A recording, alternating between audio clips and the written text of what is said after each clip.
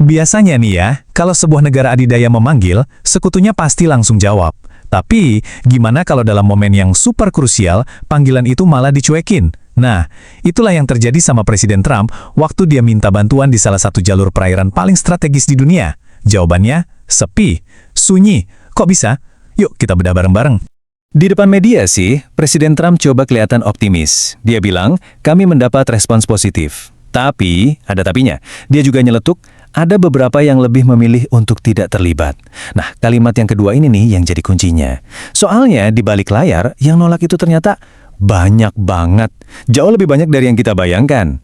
Jadi pertanyaan gedenya kan, kenapa? Kok bisa negara-negara yang selama ini jadi tulang punggung aliansi Amerika tiba-tiba kompak bilang enggak? Ini bukan sekedar penolakan biasa loh, ini tuh sebuah pesan, dan pesannya keras banget. Oke, pertama-tama kita lihat dulu sebesar apa sih penolakan ini? Ini bukan cuma satu atau dua negara yang lagi ragu-ragu ya. Daftar yang bakal kita lihat sebentar lagi jujur bikin kaget. Coba lihat deh nama-namanya di sini. Inggris, Prancis, Jerman, Jepang, Australia. Ini bukan negara kaleng-kaleng loh. Mereka itu sekutu-sekutu inti Amerika. Waktu mereka semua serempak bilang enggak, itu sinyal diplomatiknya, wah kencang banget. Intinya sih, mereka membiarkan Amerika dan Israel berdiri sendirian. Terus apa dong alasan resmi mereka? Nah, ayo kita telusuri satu persatu. Karena jawaban mereka ini ternyata nunjukin adanya keretakan yang jauh lebih dalam, bukan sekedar masalah teknis di lapangan. Alasan pertama ternyata soal prosedur. Menurut analisisnya, para sekutu ini ngerasa nggak diajak ngobrol. Kansler Jerman sampai negasin, ini bukan misi NATO. Kenapa? Karena kabarnya Trump cuma diskusi intens sama Israel.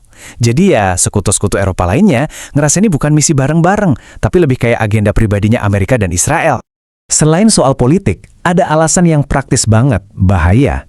Coba bayangin, menurut sumber yang ada, udah lebih dari 16 kapal tanker yang terafiliasi dengan AS atau sekutunya diserang. Ya jelas saja mereka mikir rasional kan? Siapa juga yang mau kirim kapal perang mahal-mahal ke situasi yang udah panas membara kayak gitu? Nah, sekarang kita masuk ke jantung masalahnya nih. Alasan kenapa situasi ini ibarat bom waktu yang bisa meledak kapan aja. Semuanya itu berpusat di satu titik kecil yang super penting di peta, Selat Hormuz. Dan tebak siapa yang pegang kendali di sana?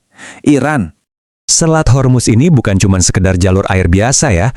Ini tuh ibarat urat nadinya ekonomi global.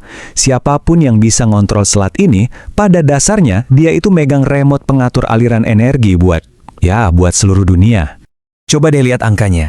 Jepang, salah satu negara yang tadi nolak permintaan Trump, itu 95% minyaknya lewat sini. Cina, 90%. Kebayang nggak sih ketergantungan se-ekstrim itu? Ya jelas mereka nggak mau ambil risiko bikin marah negara yang megang keran jalur super vital ini. Nah, inilah yang disebut para analis sebagai kartu trufnya Iran. Kemampuan mereka buat nutup atau gangguin Selat Hormuz itu senjata pamungkas mereka. Sebuah kekuatan tawar yang bahkan negara sekuat Amerika pun nggak bisa anggap enteng. Terus, apa yang terjadi waktu Iran mulai mainin kartu trufnya? Dampaknya langsung berasa, dan berasa di tempat yang paling bikin kita semua pusing, dompet.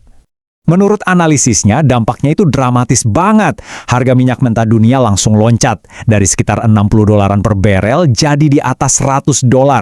Ini bukan lagi cuma berita politik luar negeri yang jauh di sana loh. Ini jadi tekanan ekonomi beneran yang dirasain di dalam negeri, dan ini bikin pusing pemerintahan Trump. Nah, dari masalah ekonomi ini muncul konsekuensi politik yang lebih gede lagi. Mulai kelihatan gambaran kalau pemerintahan Trump ini lagi kehilangan pengaruh dan makin sendirian aja di panggung dunia. Coba deh kita urutin lagi kejadiannya. Awalnya Trump dengan PD-nya minta bantuan militer, terus ditolak rame-rame sama sekutunya. Sampai akhirnya ada langkah yang nggak disangka-sangka banget.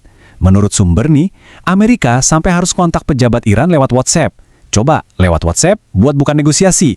Ini kan pergeseran yang drastis banget, dari yang tadinya pamer kekuatan, jadi malah coba-coba diplomasi. Tapi, ajakan negosiasi itu ditolak mentah-mentah. Pernyataan dari pejabat tinggi Iran yang dikutip itu tegas banget. Mereka nggak mau nego-nego.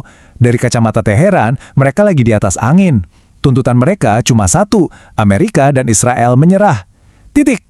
Dan ini semua membawa kita ke kesimpulan dari situasi geopolitik yang tegang ini. Sebuah jalan buntu di mana nggak ada satu pihak pun yang mau ngalah dan akhirnya menyisakan satu pertanyaan besar yang menggantung. Jadi, Ini dia pertanyaan pamungkasnya. Setelah ditinggal sekutu dan dapat perlawanan keras, apa iya Amerika dan Israel bakal beneran nyerah seperti yang diminta Iran? Nah, jawaban dari pertanyaan inilah yang nantinya akan menentukan peta kekuatan baru di Timur Tengah.